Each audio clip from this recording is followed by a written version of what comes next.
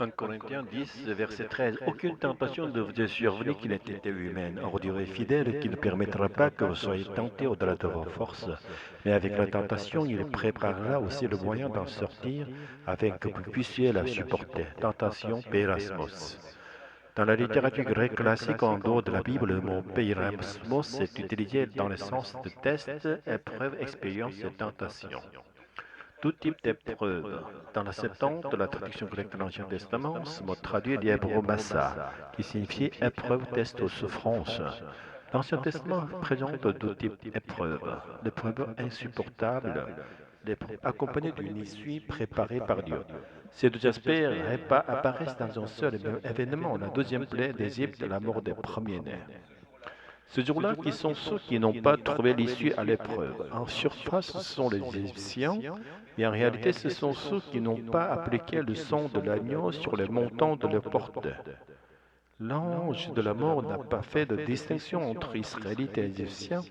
Il a épargné uniquement ceux dont la maison était marquée par le sang de l'agneau. L'événement de la Pâque montre clairement que notre salut ne dépend pas de notre appartenance ethnique, ni de notre appartenance à l'Église, ni de nos bonnes œuvres. Nous sommes sauvés par une seule chose, croire au sang de Jésus, le confesser et l'appliquer sur le linteau de notre vie. Les Israélites ont institué la fête de la Pâque pour commémorer leur salut et leur identité de peuple élu. Pourtant, ce que la Pâque doit réellement commémorer, ce n'est pas notre statut particulier, mais la grâce de la croix de Jésus-Christ. L'épreuve de Job, le personnage biblique qui a subi l'épreuve la plus flagrante est Job. La réputation de Job dans le monde était irréprochable. Dieu lui-même le décrit comme intègre, droit, craignant Dieu et s'éloignant du mal.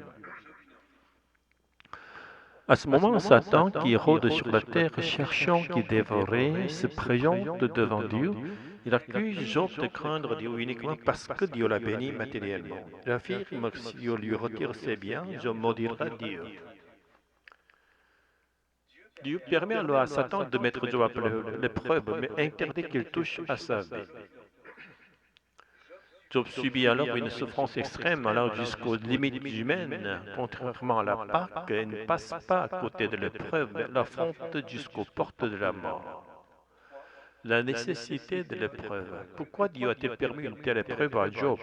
Depuis Genèse 3, la Bible nous montre que l'épreuve est inévitable pour l'humanité. Cela à cause de la résistance de Satan, de serpent ancien, un être spirituel et créé, mais qui ose défier Dieu. Satan signifie adversaire. C'est une créature qui, bien qu'elle soit sous la souveraineté divine, a une certaine liberté pour séduire et détruire l'homme. Dans ce sens, il ressemble à l'homme, jouissant d'une liberté relative sous l'autorité de Dieu. La Bible garde le silence sur les origines de Satan. Ce n'est pas à cette question que nous devons chercher réponse, mais plutôt comment ne pas tomber dans ces pièges et racheter la course du salut que Dieu nous a tracée. La liberté humaine, sans épreuve de souffrance, peut nous mener loin de Dieu de manière irréversible. Ainsi, l'épreuve et la souffrance sont des châtiments temporaires par lesquels Dieu cherche à nous sauver. Si au cœur de l'épreuve, nous reconnaissons la miséricorde de Dieu et retournons à lui, nous confesserons un jour que la souffrance a été notre chemin et salut, et nous rendrons grâce à Dieu pour tout. Jésus-Christ est la révélation de cette miséricorde divine. Il est difficile de percevoir la miséricorde de Dieu dans le Christ, ensanglanté sur la croix, mais nous devons regarder en face notre péché, reconnaître que c'est pour ce péché que Jésus a été sacrifié. Ce n'est pas tout. Ressuscité et monté au ciel, le Christ nous offre désormais sa paix en échange de ses souffrances. Celui qui a compris la signification du sang de Jésus de le séduire par le péché. Même ceux qui avaient marqué par la porte du sang de l'agneau lors de la Pâque, la première génération sortie d'Égypte, sont tous retournés à la poussière du désert. Pourquoi? Parce qu'ils n'avaient pas compris la signification réelle de ce sang. Celui du Fils de Dieu, ils se vantaient simplement de leur statut du peuple élu. Si aujourd'hui nous nous vantons d'être chrétiens et croyons que la bénédiction de Dieu est réservée à l'Église, alors nous suivrons le même chemin que cette première génération. Notre salut ne se trouve pas dans l'Église, mais dans le sang de Jésus-Christ, dans la miséricorde de Dieu révélée en lui.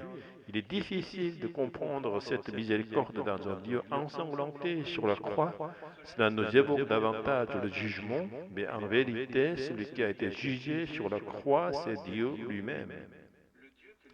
Le Dieu que nous servons n'est ni une belle statue, ni une idole miséricordieuse, mais le Dieu dans l'amour insondable qui a livré sa propre vie pour nous. Alléluia. L'épreuve de la miséricorde. Paul, je suis épuisé depuis des mois. Tout semble s'effondrer autour de moi. Le travail, la santé de mon père, ma vie de prière. Est-ce que Dieu m'a abandonné? Est-ce une punition? Tu n'es pas seul, Thomas. Ce que tu vis, d'autres l'ont vécu avant toi. Ce n'est pas une punition. Tu traverses une épreuve. La parole est claire. Aucune tentation ne vous est survenue qui n'ait été humaine. Dieu est fidèle.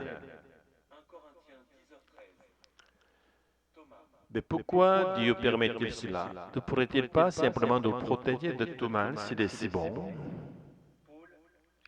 Tu sais, l'Écriture ne nous dit pas pourquoi Dieu permet l'épreuve à chaque fois, mais elle nous montre qu'il ne l'abandonnera jamais au hasard. Rappelle-toi de Job. Dieu a permis l'épreuve, mais il a aussi fixé ses limites. Tu ne toucheras pas à sa vie, et c'est dans la douleur que Job a redécouvert la profondeur de Dieu. Oui, mais Job était un saint. Moi, je suis faible. Parfois, je doute, je me révolte même. Est-ce que Dieu peut vraiment m'en délivrer? Ce n'est pas ta force qui te sauve, Thomas, c'est le sang de l'agneau. Regarde, le peuple d'Israël en Égypte, ceux qui avaient du sang sur les portes ont été épargnés. Ce n'est pas leur nationalité ni leur justice qui les a sauvés, mais l'obéissance à la parole de Dieu. Alors, ce n'est pas ma performance, mais ma foi en ce sang qui me protège. Exactement, ce sang, c'est celui de Jésus, c'est la marque de la miséricorde divine. Le chemin de l'épreuve n'est pas celui de l'abandon, mais de la purification, c'est dans la fournaise que l'eau est raffinée. Et parfois, c'est donc dans la souffrance que l'on reconnaît la voix de Dieu. Mais pourquoi ne nous épargne-t-il pas toujours comme s'il l'a fait pour certains à la Pâque? Parce que parfois la délivrance ne vient pas en évitant l'épreuve, mais en la traversant. Jésus lui-même n'a pas évité la croix. Et pourtant, c'est là qu'il a révélé l'amour le plus profond du Père. Ce n'est pas en fuyant la souffrance, mais en l'embrassant avec foi que nous découvrons la paix du ressuscité. Alors il est avec moi, même maintenant, même dans cette nuit. Surtout dans cette nuit, il est là, dans ton combat, dans ta faiblesse, pour t'enseigner une chose, que sa grâce te suffit et qu'en lui l'épreuve devient un chemin de salut.